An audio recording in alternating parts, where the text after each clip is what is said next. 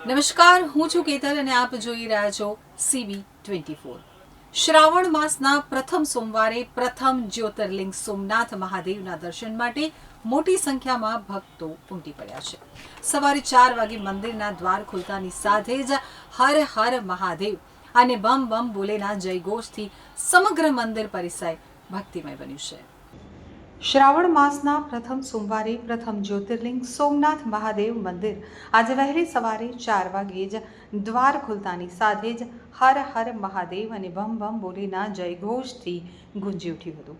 સમગ્ર મંદિર પરિસર ભક્તિમય બની ગયું છે। આજે મહાદેવની પાલખી યાત્રાનું પણ આયોજન કરવામાં આવ્યું છે।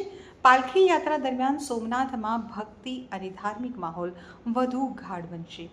મંદિર ખાતે આવેલા વિશાળ સંકીર્તન હોલમાં ધ્વજા પૂજા સહિત વિવિધ પૂજા વિધિઓ માટે પણ વ્યવસ્થા કરવામાં આવી છે, જેથી ભાવિકો ધાર્મિક વિધિઓમાં સહભાગી બની શકે।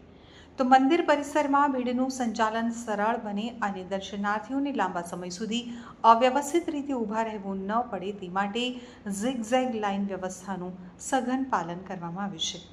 પરિણામે મોટી સંખ્યામાં ભક્તોની હાજરી હોવા છતાં દર્શન વ્યવસ્થા શાંતિપૂર્ણ અને વ્યવસ્થિત થઈ રહી છે।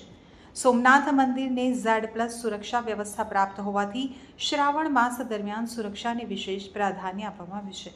જિલ્લા પોલીસ અધિક્ષક જયદીપસિંહ જાડેજાની રાહબરી હેઠળ મંદિર અને આસપાસના વિસ્તારમાં ચાંપતો પોલીસ બંદોબસ્ત ગોઠવવામાં આવ્યો છે।